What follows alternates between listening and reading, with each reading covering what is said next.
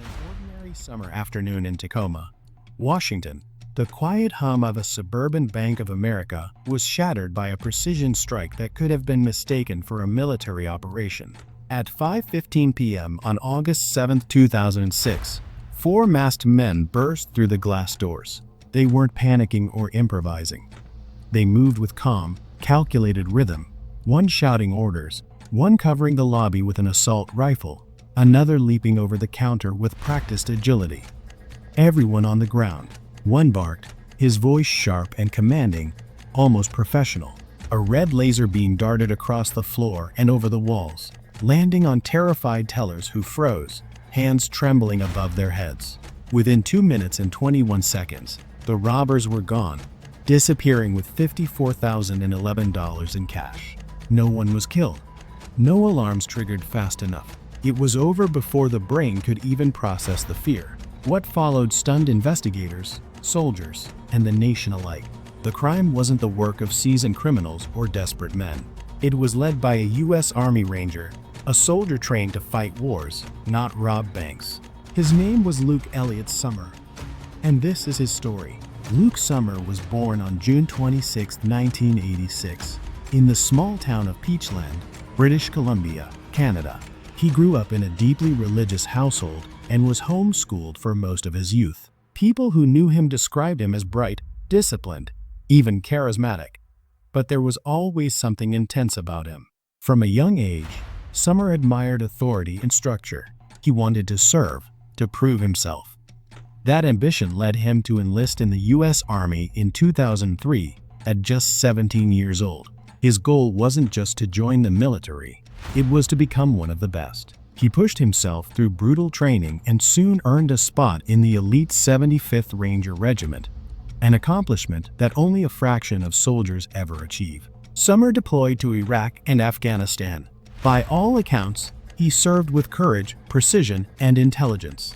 But war can do strange things to the human mind. Somewhere between those deployments, something inside him began to fracture. Friends later said he became disillusioned, angry at the army, at leadership, at what he believed were war crimes committed by his own unit. He claimed to have witnessed actions by Task Force 6-26, a secretive special operations unit accused of torture and abuse in Iraq. He would later tell investigators that he planned the robbery to draw attention to those crimes, that the heist was meant to expose the military's dark side. But whether that was truth or manipulation remains one of the greatest mysteries of this case. By the spring of 2006, Sommer was stationed at Fort Lewis, Washington. Outwardly, he seemed like an ideal soldier, confident, capable, a natural leader. But behind closed doors, he was assembling something dangerous. Sommer began recruiting men he trusted, fellow Rangers who admired his intensity. Among them was Alex Bloom, a young, quiet soldier from Colorado, and Chad Palmer, another Ranger who had served with him. Sommer's plan was ambitious. He wanted to rob a bank using the same discipline and tactics they'd been trained to use in combat. To him, it wasn't a crime, it was a mission. He ordered weapons, body armor, and masks. He scouted several banks, studying guard routines, traffic patterns, and security response times.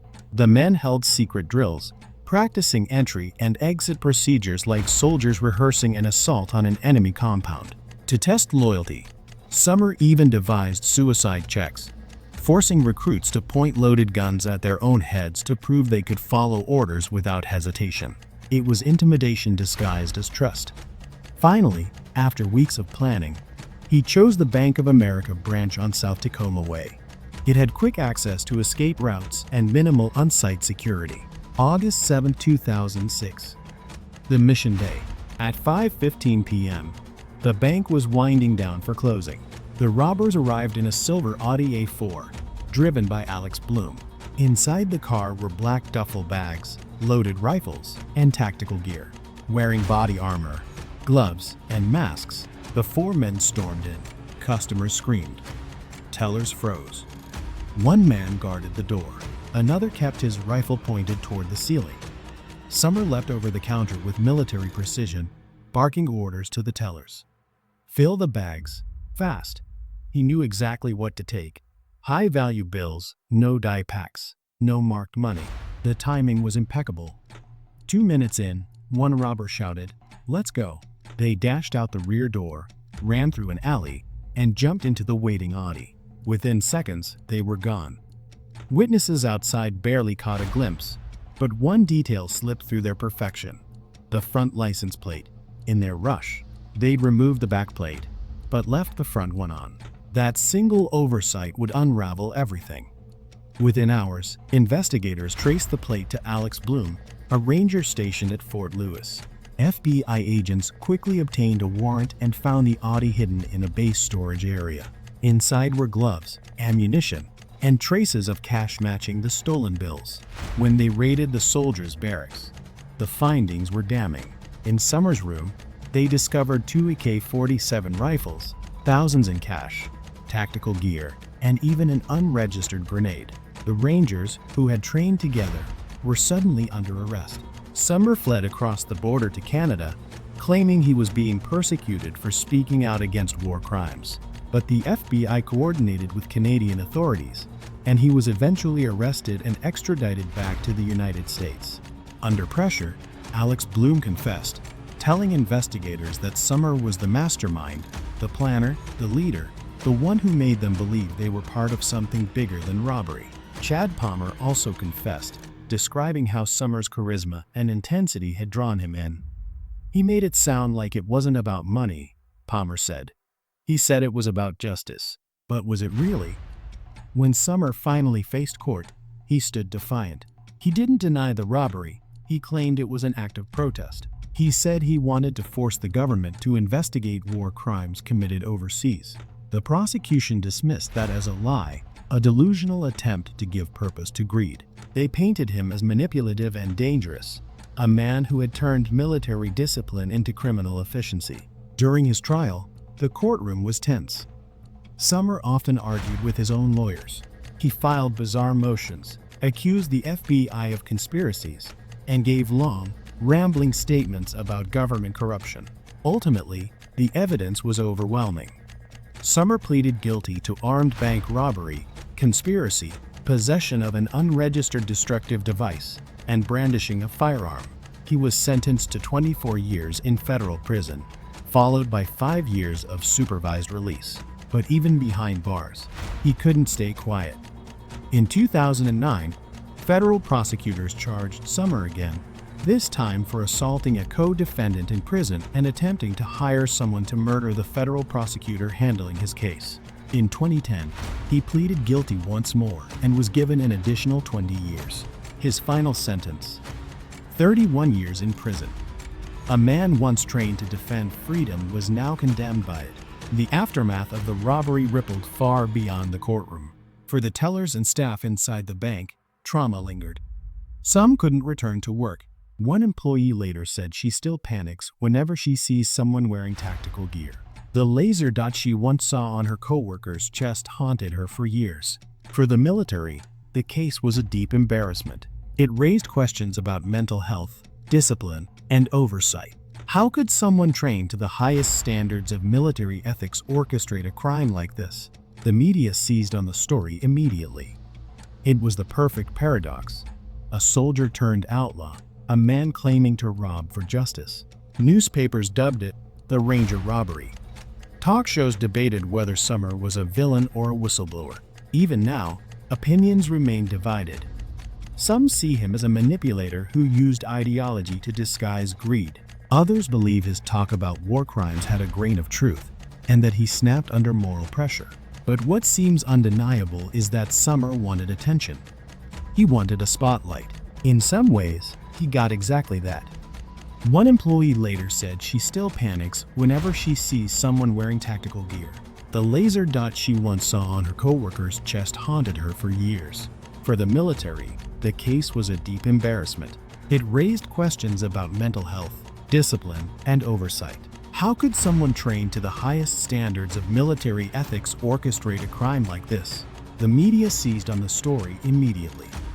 It was the perfect paradox: a soldier turned outlaw, a man claiming to rob for justice. Newspapers dubbed it the Ranger Robbery. Talk shows debated whether Sommer was a villain or a whistleblower. Even now, opinions remain divided. Some see him as a manipulator who used ideology to disguise greed. Others believe his talk about war crimes had a grain of truth, and that he snapped under moral pressure. But what seems undeniable is that Sommer wanted attention. He wanted a spotlight. In some ways, he got exactly that. Years after the robbery, author Ben Bloom, the cousin of Alex Bloom, the getaway driver, wrote a book titled Ranger Games, a story of soldiers, family, and an inexplicable crime. In it, he explored the strange psychological pull Sommer held over the men he recruited. He described a leader who could make men doubt their own instincts, who mixed charm with intimidation, and who convinced soldiers that crime could somehow be honorable. The book raised a disturbing question. Could Sommer's manipulation have been an extension of his military training itself? When soldiers are conditioned to follow orders without hesitation, what happens when the person giving orders steps outside the law? Was this robbery a symptom of one man's corruption, or proof of something deeper about obedience and power? Even today, many mysteries remain unsolved. Was Sommer's talk of war crimes merely a cover story, or had he truly seen something he couldn't live with? Investigators never found evidence supporting his claims. The Army denied all allegations, and no official inquiry linked Task Force 6 to 26 to his motives. But the possibility still lingers in the margins of his story. There's also the haunting question of intent. If Sommer wanted publicity, he got it, but at the cost of lives forever changed, careers destroyed, and his own freedom lost. He turned the precision of a soldier into the precision of a criminal. He used discipline to create chaos. And that contradiction is what makes his story unforgettable. In 2022, after years of appeals, Sommer's sentence was reduced from 44 years to 31 years, citing time served and changes in federal sentencing guidelines. He remains incarcerated today, older, quieter, and largely forgotten by the public that once called him the soldier who robbed a bank. Yet his story endures, not just because of its strangeness, but because it forces us to confront uncomfortable truths. We like to believe training creates heroes, that order prevents chaos, that the disciplined cannot fall. But Luke Sommer's story shows otherwise. He was the embodiment of structure and obedience until he wasn't. In the end, the Tacoma bank robbery wasn't just a heist. It was a mirror reflecting how authority can twist, how loyalty can corrupt, how even the most disciplined minds can descend into madness when convinced they're on the side of righteousness. The victims still live with fear. The soldiers who followed him still live with regret. And Sommer himself, perhaps, still lives with the question of whether it was ever worth it. Because behind every order, behind every command, behind every perfect plan, there lies a choice. And sometimes, the most dangerous soldiers are the ones who believe they're fighting for something greater than truth itself. If you were standing in that bank, if you looked up and saw a laser dot on your chest, would you have recognized the man behind the mask as a soldier, or just another criminal who chose to wage war on his own country? This is Crimes Unknown, where cold cases refuse to stay buried. Subscribe and turn on notifications for more haunting mysteries. And don't forget to like the video to support real crime stories that deserve to be heard. Drop your theories in the comments.